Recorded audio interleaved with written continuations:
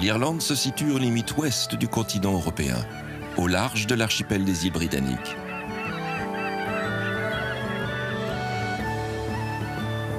Ces paysages paisibles, parfois austères, forment un patchwork de verre infini que la mer, qui n'est jamais loin, vient souligner sur ses rivages.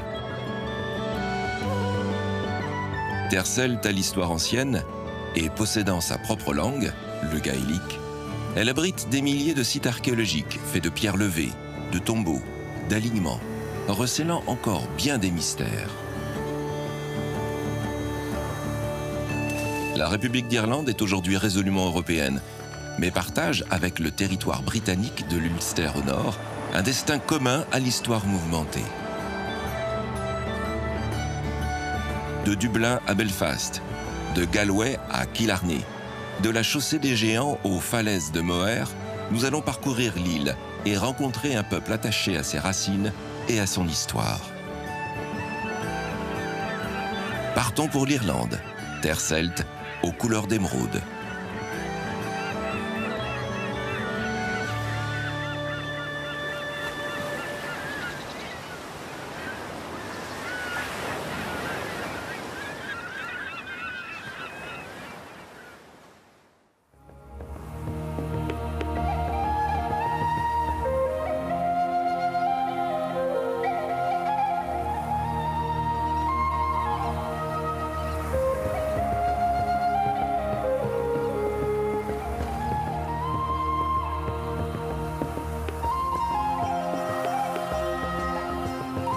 Si l'Irlande est une terre d'une grande beauté, le Connemara en est certainement l'âme la plus authentique et la plus sauvage.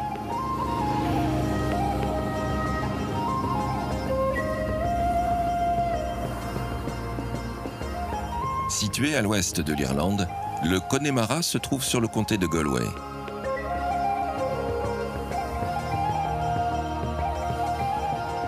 Quatrième ville de la République d'Irlande, Galway, qui était à l'origine un petit village de pêcheurs, devient une cité à compter du XIIe siècle. Administrée par des familles de marchands, connues sous le nom des tribus de Galway, la ville deviendra prospère.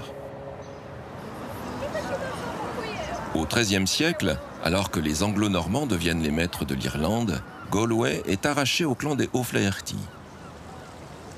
Les nouveaux maîtres des lieux entreprennent d'agrandir la ville et de lancer la construction d'un port qui favorisera plus tard les échanges avec l'Europe.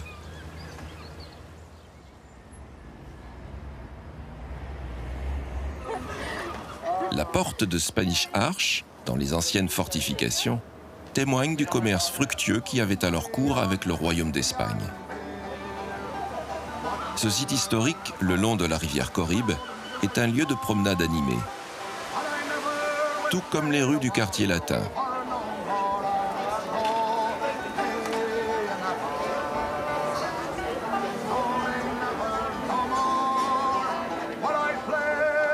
Shop Street concentre l'essentiel des boutiques et des pubs.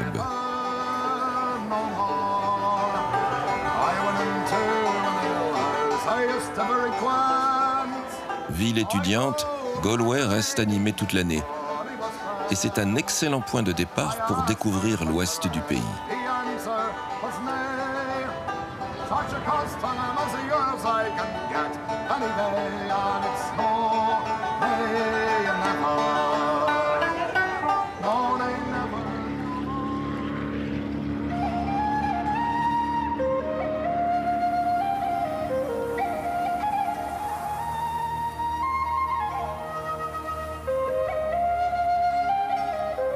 Décor de landes et de tourbières couleur rouille, le Connemara est une région parsemée de 1000 lacs aux eaux sombres et de rivages marins constellés d'une infinité d'îlots.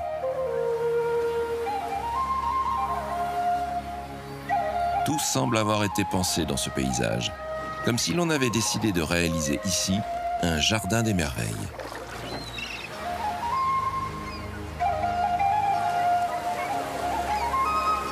En été, lors des journées ensoleillées, les plages de sable blanc procurent au paysage une allure de bassin méditerranéen.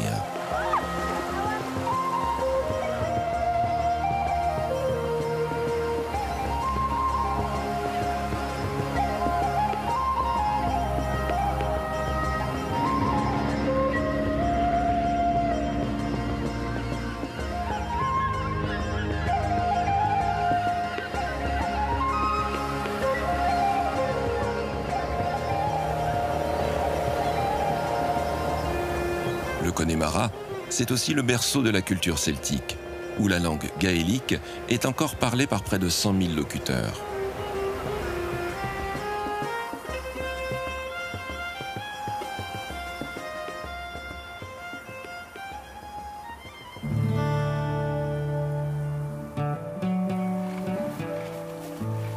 Aux côtés des moutons Scottish Blackhead, il y a les chevaux, ou plutôt une race de poney, celle du Connemara, emblème de toute une région.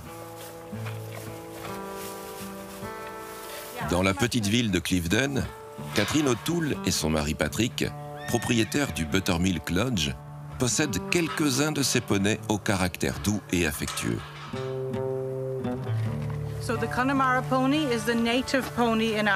Le Connemara est la seule race de poney originaire d'Irlande. Sa taille varie de 1,32 m à 1,48 m. Bien qu'originaire du Connemara, on en trouve aujourd'hui dans le monde entier.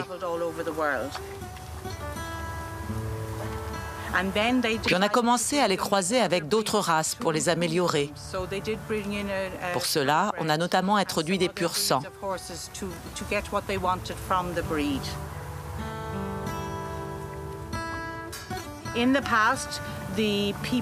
Autrefois, toute la famille s'en servait pour aller en ville et à la messe le dimanche. C'était la tradition. Ils s'en servaient également dans le ramassage des algues sur la côte pour fertiliser les terres. Le poney participait à tous les travaux agricoles, comme pour amener la tourbe à la maison dans des paniers. Il tractait aussi différents outils pour labourer la terre. Avant l'arrivée du tracteur, c'était le poney qui faisait tous ces travaux.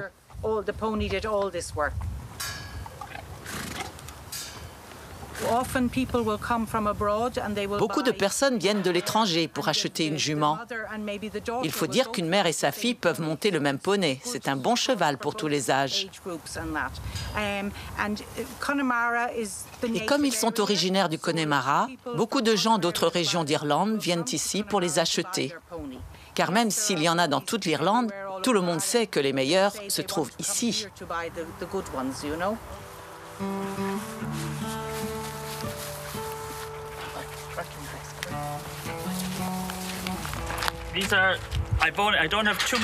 Je n'ai pas beaucoup de poules cette année. Ami de Catherine et Patrick, Goram Malaki tient à Cliveden le Knighton Connemara Ponies, un élevage de poneys internationalement reconnu, jusqu'en Australie.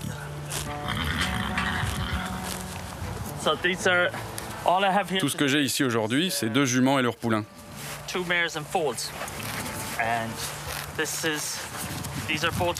Là, ce sont des mâles. La mère de celui-ci a 15 ans. Elle était championne à Cliveden dans les années 2006 dans la catégorie poulain, je crois. Nous avons de grands espoirs pour son poulain.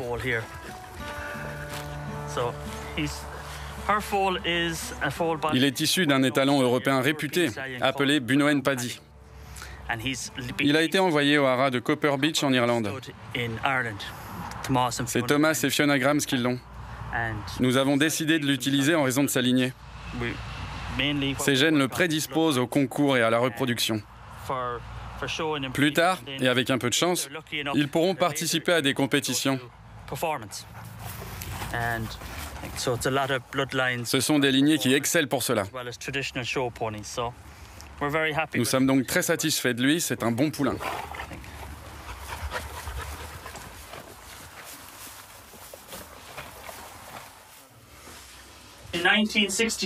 En 1964, on recevait une rosette en tissu. Aujourd'hui, elles sont énormes, comme vous pouvez le voir. Celle-ci est la plus convoitée. Si vous pouvez remporter une rosette de Cliveden, qu'elle soit rouge, bleue, verte ou même blanche ou violette, c'est la plus prestigieuse. La foire de Cliveden, c'est la crème de la crème pour les poneys du Connemara.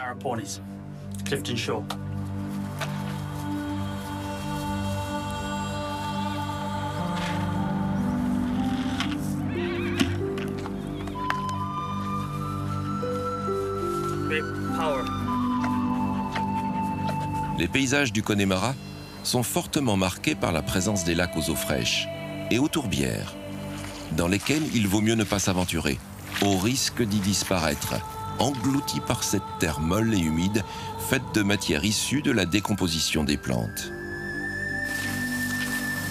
Ici, la tourbe a depuis longtemps été extraite pour chauffer les maisons et distiller le whisky. Elle fut un substitut bienvenu au bois de chauffage, rare et donc cher dans ces régions aux terres dénudées.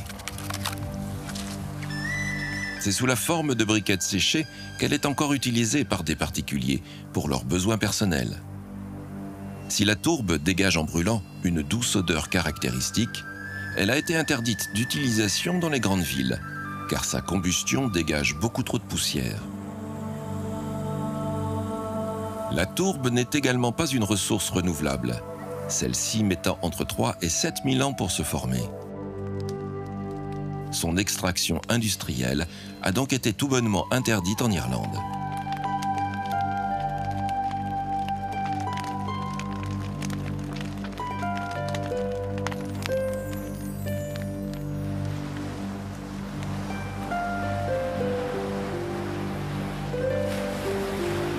Le Connemara est un balcon sur l'Atlantique et une porte ouverte sur les ressources de la mer.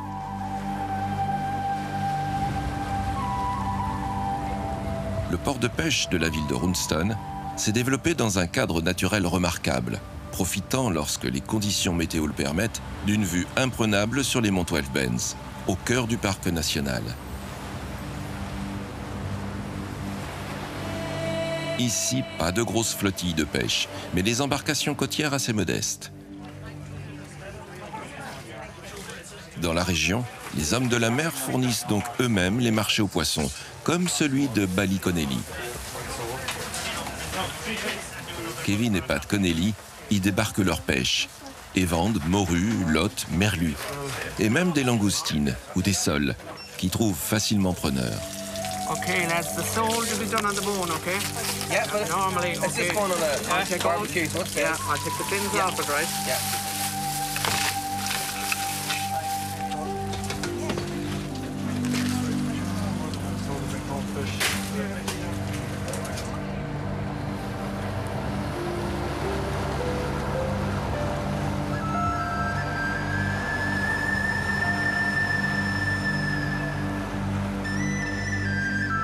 Proche du quai, une odeur de feu de bois attire l'attention. Elle provient de la fumerie traditionnelle appartenant à la famille Roberts. Originaire de la région, elle pratique ici le fumage au bois de hêtre, avec un savoir-faire inégalé. Tenue par Graham, cette maison est considérée comme la plus vieille fumerie du Connemara. La saison de la pêche varie un peu parce que nous fumons différents types de poissons. Ici, nous fumons du saumon, du thon et du maquereau. Ils ont tous une saison différente. Fumer le poisson est différent chaque jour. Dans les conditions idéales, ce qui est presque le cas aujourd'hui, il faut compter environ 8 à 10 heures de fumage, suivi de 8 à 10 heures de séchage. Tout est fait au fumoir. Pourquoi chaque jour est différent? Si par exemple il y a beaucoup de vent, la fumée est aspirée plus rapidement par la cheminée. Il faut alors plus de temps pour obtenir le même goût fumé dans le poisson que lors d'une journée calme où la fumée est plus épaisse. Et bien évidemment, s'il pleut, ce qui est très inhabituel dans le Connemara, il faut alors plus de temps pour sécher le poisson que par une journée chaude et ensoleillée. Ainsi, même si chaque jour est différent, le résultat final doit être le même. J'ai appris par expérience et par l'enseignement de mon père que c'est en observant le poisson qu'on sait s'il est prêt.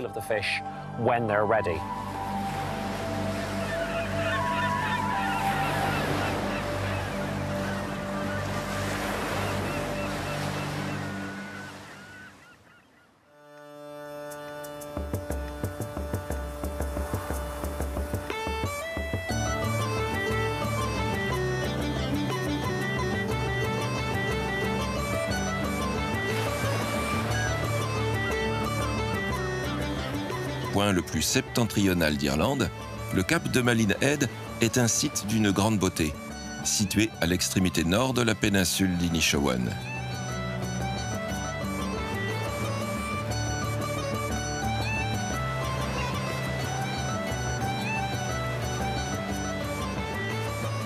Au XIXe siècle, un ensemble de 81 tours était en construction sur les côtes irlandaises. Ces édifices étaient censés prémunir le territoire contre une invasion française. En 1805, les Britanniques bâtirent la tour qui surplombe la pointe. Après la défaite de Napoléon à Trafalgar, la crainte d'une invasion par la mer s'estompe et la moitié des tours défensives le long des côtes irlandaises sont alors abandonnées. La tour de Malin Head sera reconvertie en poste de signalisation.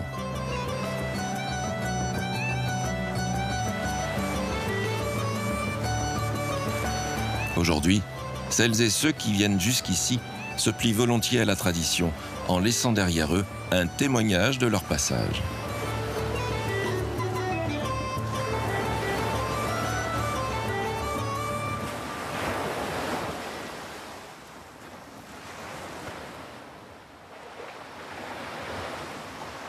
Après un court trajet, nous atteignons l'Irlande du Nord, ou l'Ulster, l'une des 4 provinces historiques d'Irlande, mais faisant partie, elle, de la Grande-Bretagne. La ville de Derry, située au bord du fleuve Foyle, est nommée Londonderry par les Anglais. London, accolé à Derry, est une reconnaissance du rôle joué par des corporations de commerçants de Londres qui favorisèrent la colonisation de cette région.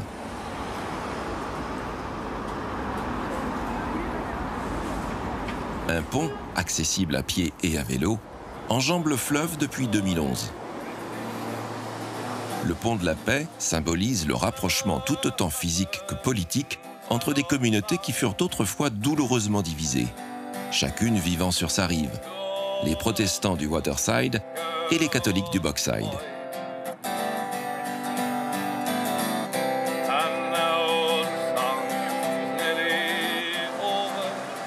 La ville est la seule d'Irlande à avoir conservé ses remparts en si bon état. Perché sur une petite falaise, le centre historique a été bâti selon un plan en damier, avec ses 2 artères principales perpendiculaires et ses 4 portes d'accès. Les murailles dominent les autres quartiers, notamment celui du Bogside, quartier irlandais et bastion catholique républicain, épicentre tristement célèbre des événements qui troublèrent l'Irlande du Nord à la fin des années 60. John McKinney connaît bien le Bogside. Et pour cause, John y a grandi. Mais il y a aussi perdu un frère, William, le 30 janvier 1972. Journée connue sous le nom de Bloody Sunday. Engagé depuis plus de 30 ans avec d'autres familles pour la reconnaissance des victimes, John a choisi de présenter sa ville et les événements qui marquèrent ce dimanche sanglant. Cette image montre le premier garçon qui a été abattu lors de la marche du Bloody Sunday. Il s'agit du jeune Jackie Judy, qui n'avait que 17 ans. Il a été la première personne à être abattue alors qu'il fuyait les soldats. À droite se trouve notre prêtre catholique, Edward Daly, qui était à côté du jeune garçon. À gauche, vous voyez un parachutiste. C'est le soldat qui a tiré sur le jeune Judy ce jour-là. Cette image est emblématique du Bloody Sunday.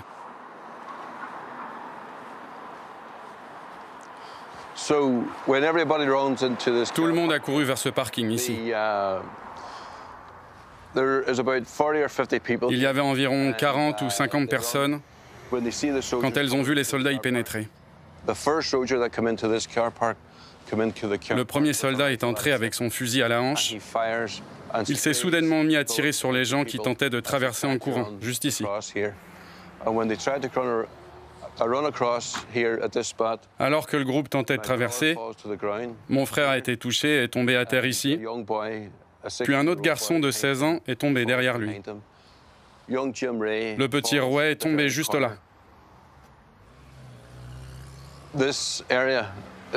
Cet endroit est très important dans l'histoire du Bloody Sunday. C'est pourquoi le musée de Friderie est construit ici, à Glenfadda Park.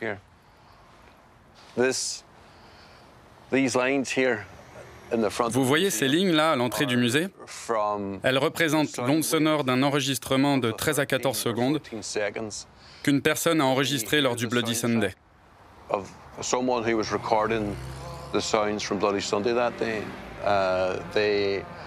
Les manifestants chantaient « We shall overcome ». Vous savez, le célèbre hymne international des droits civiques. Ce sont donc 13 à 14 secondes de la marche du Bloody Sunday où l'on entend chanter « We shall overcome ».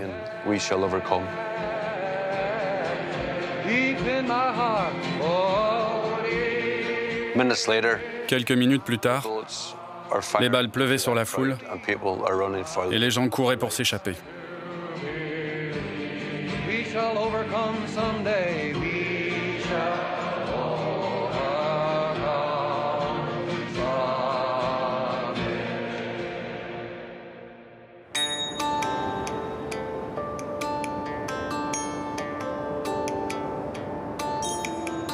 En quittant Derry vers l'est, on emprunte la Causeway Coastal Road, qui longe toute la côte d'Antrim sur plus de 200 km et permet d'atteindre l'un des sites géologiques les plus spectaculaires que compte l'Irlande, la Chaussée des Géants.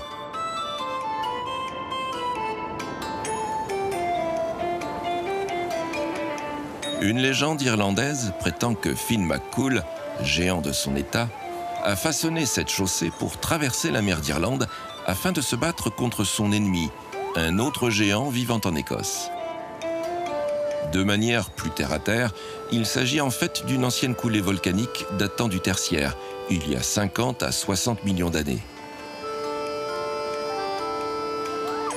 Il faut imaginer ici une lave s'écoulant à 1100 degrés Celsius, donc très fluide, et se contractant rapidement au contact de l'air. S'opère alors un refroidissement brutal qui fracture la jeune roche, formant ces orgues de basalte de forme hexagonale. Ce phénomène peut s'observer ailleurs dans le monde, mais la Chaussée des Géants en compte plus de 40 000. Juxtaposées, alignées et de forme polygonale, ces colonnes sont majoritairement à 6 faces. Les plus grandes atteignent 12 mètres de hauteur, comme l'orgue de Finn. Classée au patrimoine mondial de l'UNESCO, la Chaussée des Géants est un site géologique majeur qu'il ne faut surtout pas rater.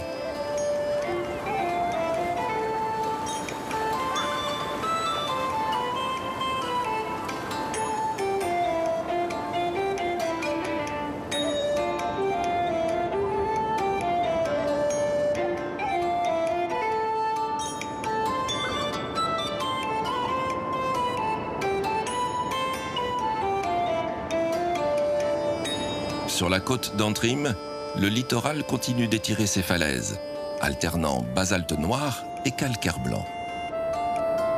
Apparaissent alors les vestiges d'une ancienne forteresse. Il s'agit du château de Dunluce. Le premier édifice date du XIIIe siècle. Déjà bâti au bord des falaises, il n'avait alors pas le même aspect. L'ouvrage, remanié plusieurs fois par ses propriétaires irlandais puis écossais, sera finalement pris par les Anglais en 1584. Un demi-siècle plus tard, le château va vivre un événement tragique lorsqu'une tempête le frappe. Plusieurs pièces de l'édifice, les plus proches de la falaise, s'effondrent et s'écrasent dans l'océan. Les pertes humaines furent, semble-t-il, considérables, et face à ce désastre, les propriétaires du château de Dunluce n'eurent d'autre choix que d'abandonner les lieux. Désormais ouvert au public, le château a servi de décor pour la série médiévale de Game of Thrones.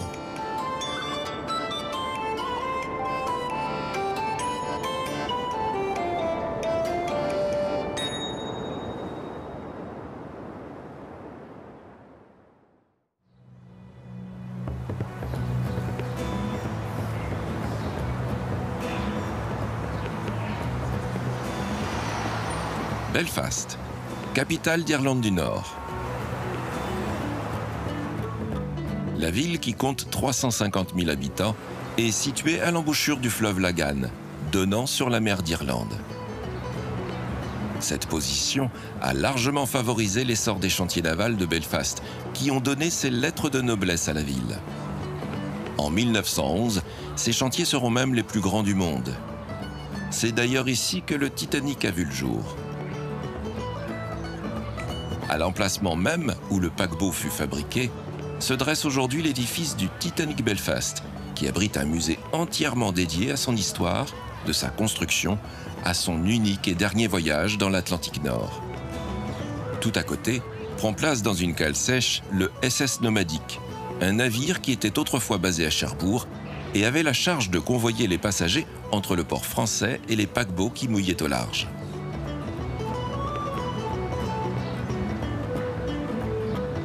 Aujourd'hui, le quartier est en pleine reconversion, avec ses promenades, ses commerces et ses activités nautiques.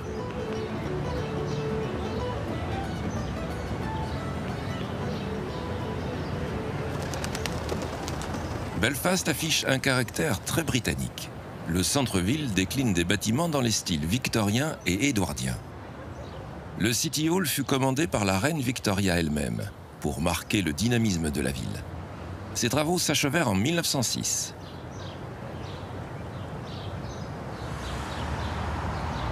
Emblématique de Belfast, l'horloge d'Albert Clock marque l'entrée dans le quartier de Queen Square, proche des quais. Une curiosité, cette horloge, car son sommet s'incline de plus de 1,50 m, résultat d'une construction hasardeuse sur d'anciens marécages qui entouraient la ville.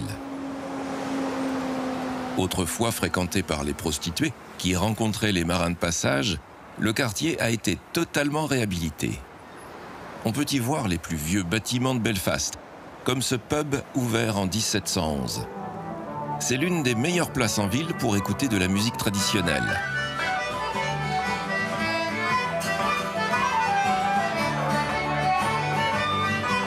Shona O'Keeffe y vient régulièrement retrouver des amis pour y jouer du tin whistle, une petite flûte traditionnelle irlandaise.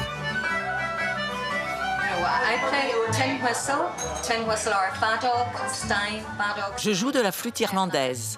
Je joue également du violon, mais pas ici, parce que le violoniste d'aujourd'hui est très bon. Et comme j'apprends encore, je ne serai pas capable de suivre.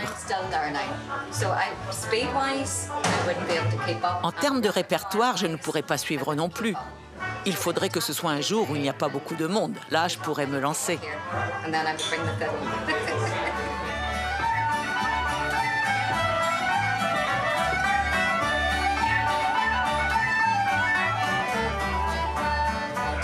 Il y a différents genres de musique irlandaise.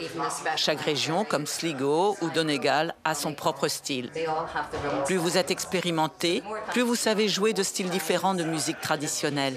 Dès lors, si vous avez voyagé, vous avez eu l'occasion de jouer avec de nombreux musiciens.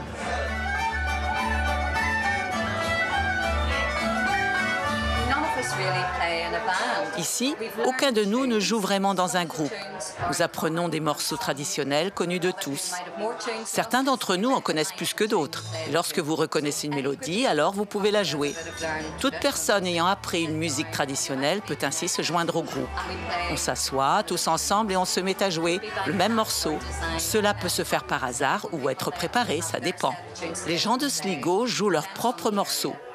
Cela dépend des régions. À Belfast, vous avez un peu de tout.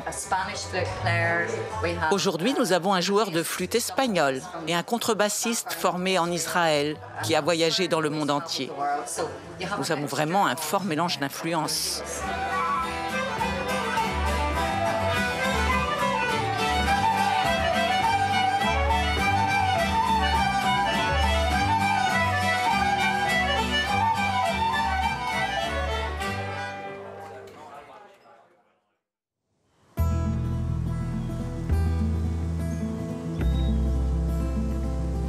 En Irlande, une route est incontournable. C'est la Wide Atlantic Way, que nous allons emprunter pour remonter toute la côte ouest de l'île.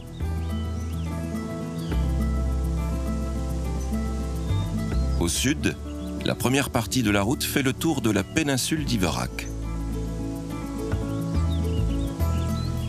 Connue sous le nom de Ring of Kerry, cet itinéraire en forme d'anneau offre un concentré de l'Irlande tel que l'on peut se l'imaginer, avec ses paysages entre mer et montagne.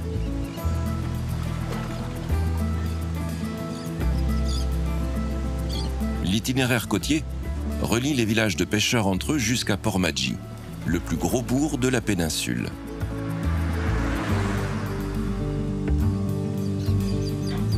Les falaises de Kerry, battues par les vents, font face à l'Atlantique et aux îles Skellig. Un archipel d'îlots rocheux, quasiment inaccessibles, sur lesquels des moines ermites s'installèrent pour fuir les persécutions anglaises.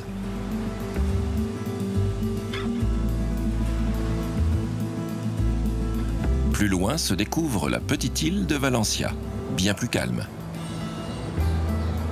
Bien qu'un pont fût construit en 1971 pour la relier à Portmagee, un ferry relie toujours l'île entre Knighstone et Rinar Point.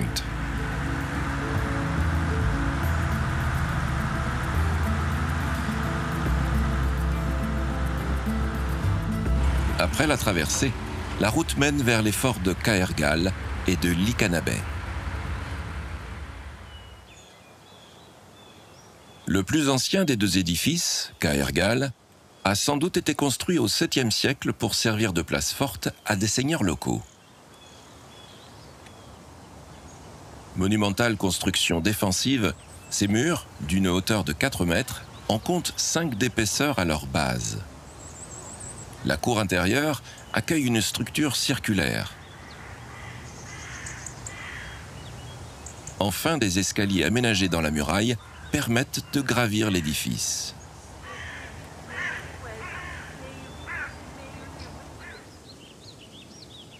Licanabay, le second fort, a été construit au sommet d'une colline rocheuse, à l'approche plus abrupte, offrant une vue dégagée sur les environs.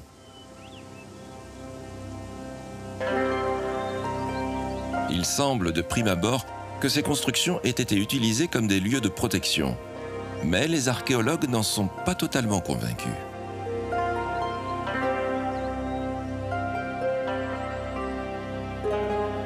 D'autres monuments bien plus anciens sont eux aussi entourés de mystères. C'est le cas des pierres levées. Un bel exemple se situe dans le comté de Kerry. Datant selon toute vraisemblance de l'âge du bronze, il se compose de 5 petits mégalithes dressés et d'un menhir atteignant 3 mètres. Le cercle de pierre d'Ourag, le pays des Ifs en gaélique, vaut largement le temps de marche qu'il réclame pour y accéder.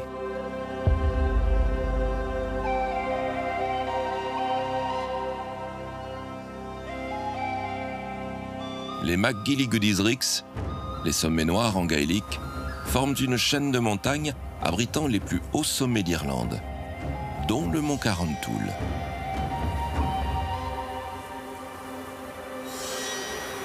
Le paysage austère dans lequel prend place le toit de l'Irlande le fait passer pour plus haut qu'il n'est, car il n'affiche que 1038 mètres d'altitude. Pour pénétrer dans ces massifs, il faut s'éloigner de l'itinéraire côtier. Une route les traverse du nord au sud, en passant par un col, le Gap of Dunlow, un long défilé étroit qui permet de rejoindre la Black Valley.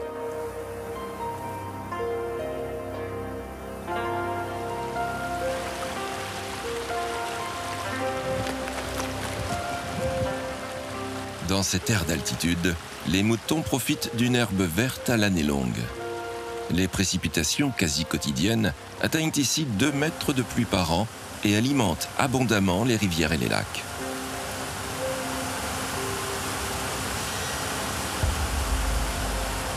Au cours du XVIIe siècle, une rébellion éclata en Irlande. En 1641, les catholiques irlandais s'opposent violemment au régime protestant anglais alors en place.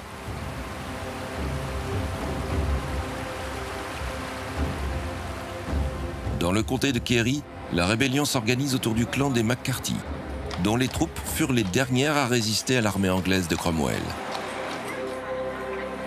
Les exactions commises par les troupes anglaises sur la population irlandaise sont alors d'une violence inouïe et marqueront durablement les relations entre les deux peuples. Proche de la ville de Killarney, le château de Rosscastle fut la dernière place forte à capituler, à l'été 1652. Les rives du lac, ainsi que la ville de Killarney, toute proche, sont aujourd'hui redevenues bien paisibles, et plus d'1,5 million de vacanciers viennent y séjourner chaque année.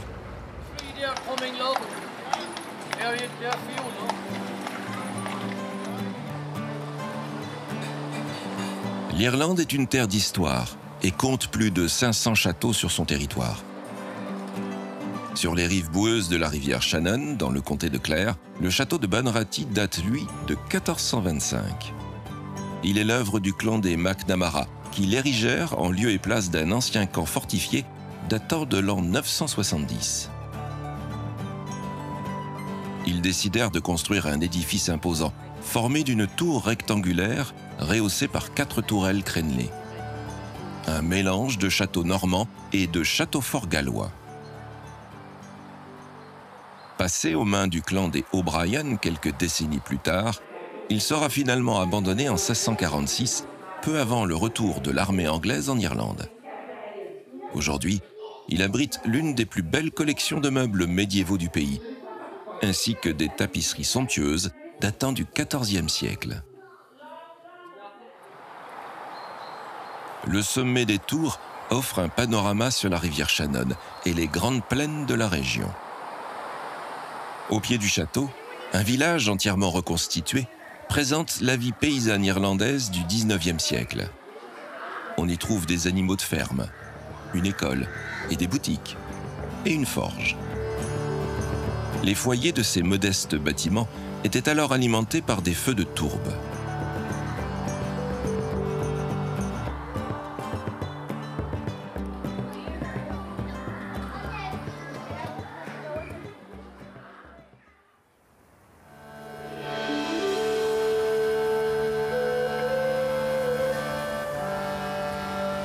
Après avoir franchi la rivière Shannon, la route de l'Atlantique mène vers le nord pour atteindre la région du Buren, un pays de pierre.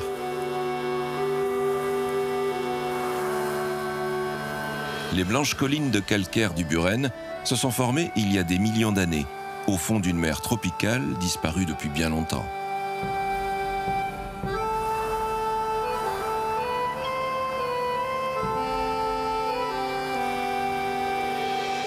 L'érosion s'est ensuite chargée d'aplanir les reliefs et de creuser les sillons.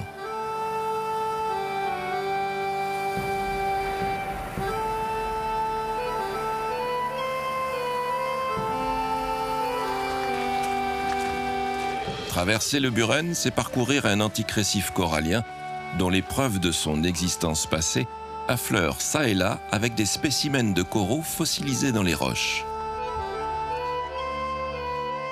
Ce paysage austère n'a guère favorisé qu'une agriculture assez rustique, mais déjà pratiquée par les premiers habitants il y a plus de 6000 ans. Connue sous le nom de Winter Edge, elle permet au bétail de paître librement dans les collines en hiver pour qu'il dégage le sol des herbes et laisse la place aux floraisons printanières.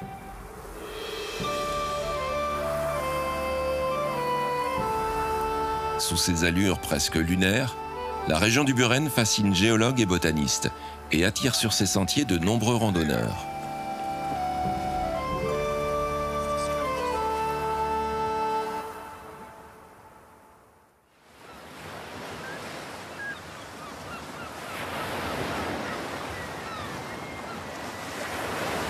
Sur la côte, un autre site remarquable est visible.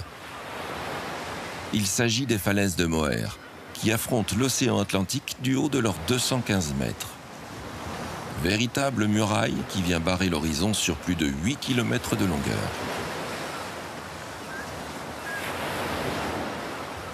Cette masse de pierre est loin d'être monolithique.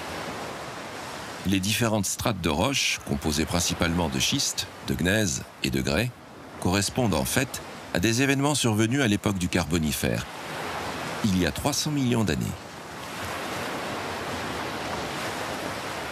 Ce milieu vertical, hostile à l'homme, est en fait un paradis pour les oiseaux marins. Un paradis suspendu au-dessus des vagues. À la belle saison, 30 000 couples d'oiseaux de mer se donnent ici rendez-vous pour leur reproduction. Cormorans huppés, guillemots, goélands, mouettes tridactyles et pingouins tordas.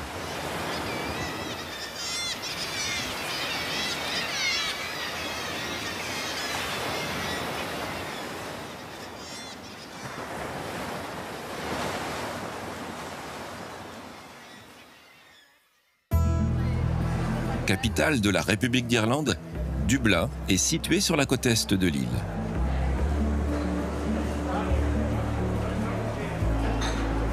Si les Celtes fréquentaient la zone depuis l'an 700 avant Jésus-Christ, ce sont réellement les Vikings qui, en installant en 841 une zone de commerce sur les bords du fleuve Liffey, nommeront le site Dublin, la Lagune Noire.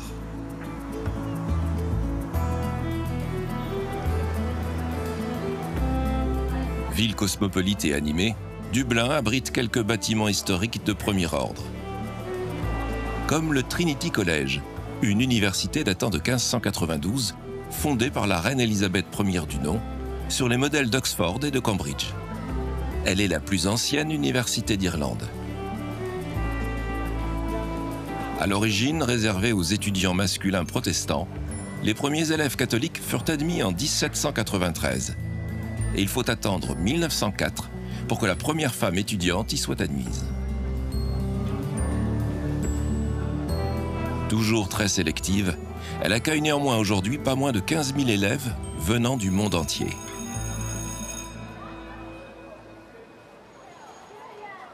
L'université abrite une majestueuse bibliothèque.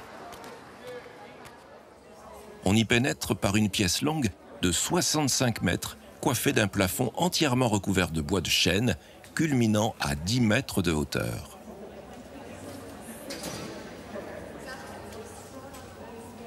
Fait particulier, les livres y sont classés par poids. Les plus lourds étant positionnés au bas des rayonnages, puis par ordre alphabétique. Ne cherchez toutefois pas la lettre J, car n'existant pas dans la langue latine, elle est absente du classement. La harpe celtique, dite harpe de Brian Boru, symbole de l'Irlande, y est également exposée. Spécialisée dans les livres rares et anciens, la Old Bibliothèque compte plus de 200 000 ouvrages, dont le plus célèbre d'entre eux, le livre de Kells. Une exposition présente ce manuscrit tout à fait remarquable, réalisé par des moines de culture celtique vers l'an 800. Véritable joyau de l'art médiéval religieux, les 680 pages que comporte l'ouvrage arborent des textes délicatement calligraphiés et des enluminures finement détaillées. Pour produire toute cette palette de couleurs, des pigments ont été extraits des minéraux comme le réalgar pour le rouge, l'or-piment pour le jaune ou le lapis lazuli pour le bleu. L'ouvrage constitue à ce jour l'un des plus précieux vestiges de l'art religieux médiéval.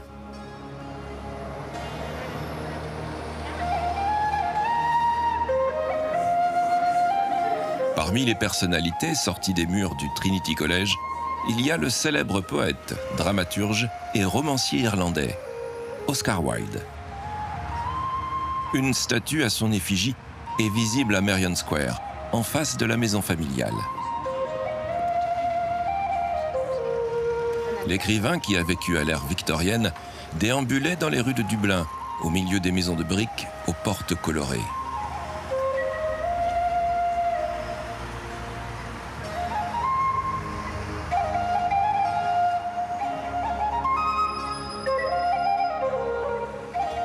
Certaines de ces demeures sont aujourd'hui classées. C'est le cas de la maison de Chevon. Bonjour, je m'appelle Chevon. Soyez les bienvenus.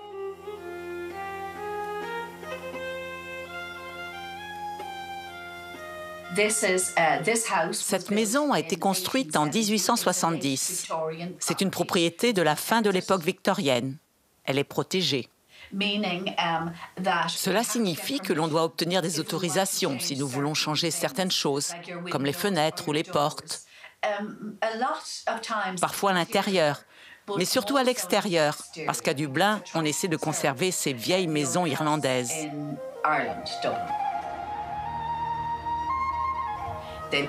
Ces maisons de ville en briques rouges ont été construites sur le même modèle. La brique rouge vous indique qu'elle date de l'époque victorienne. Après cela, elles seront de style édouardien, sous le règne du roi Édouard.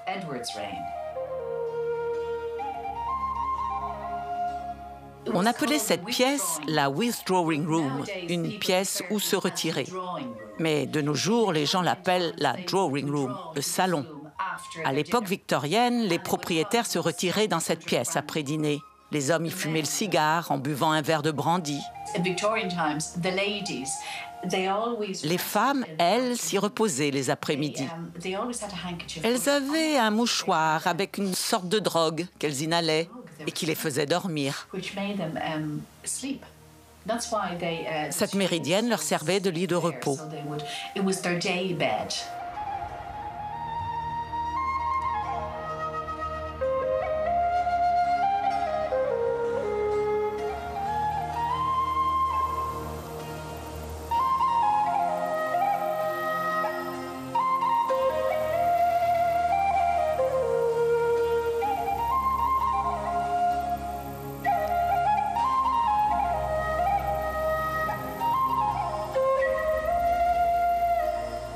À proximité de Dublin, il est possible de visiter de nombreux sites historiques accueillant abbayes et anciens monastères. Le cimetière de Monasterboice est célèbre pour ses croix aux écritures. Haute de 5,80 m, la croix de Murdac est la plus haute croix celtique ciselée d'Irlande. Ses faces livrent des scènes de la Bible et des évangiles. Elle fut sculptée vers 913 par un abbé qui donna son nom à la croix. En arrière des croix celtiques se dresse la tour ronde de Monasterboice, en partie détruite.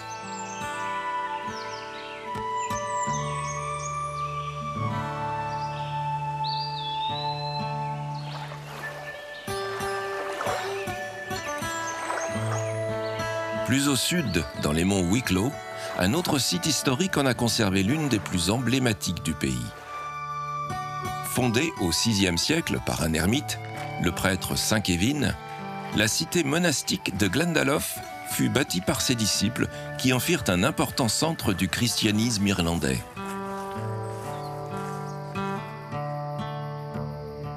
Les moines se succédèrent dans le hameau durant plusieurs siècles, prodiguant l'enseignement religieux, mais aussi l'écriture et d'autres formes de savoir. La tour ronde de Glendalough culmine à 33 mètres de hauteur. Sa porte volontairement placée à 3 mètres du sol permettait d'accéder à la tour par un escalier de bois que l'on pouvait retirer. Par ce fait, on a longtemps cru que les tours rondes, édifices typiquement irlandais, servaient de retranchement aux moines lors des attaques. Il se peut qu'elles aient avant tout servi de clocher. Le mot irlandais pour les désigner est d'ailleurs Cloughtitch, la maison de la cloche.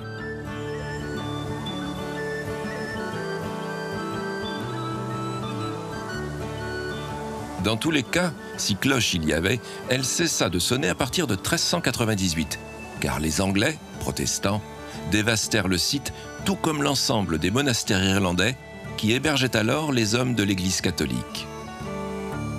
La cité monastique de Glendalough s'inscrit dans un cadre digne des plus beaux paysages d'Irlande, celui des monts Wicklow, devenu parc national. Cette chaîne de montagnes, située à 1 heure de route de la capitale, culmine à 900 mètres d'altitude. C'est une vaste région de hauts plateaux, composée de tourbières et de landes. Ici, il pleut jusqu'à 200 jours par an. Mais ne cherchez pas, vous ne trouverez aucun Irlandais inquiet par cette météo capricieuse. Bien au contraire, d'autant plus que le soleil sait aussi se montrer généreux.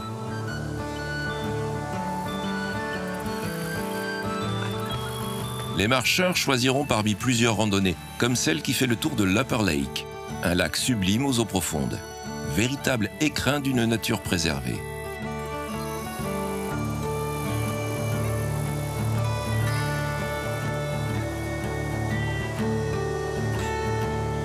Ici prend fin notre balade irlandaise.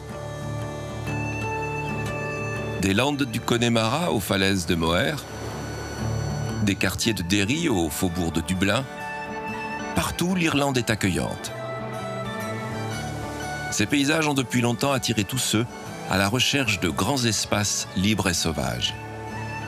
L'Irlande envoûte et ravit quiconque qui arpente sa terre, une terre celte aux couleurs d'émeraude.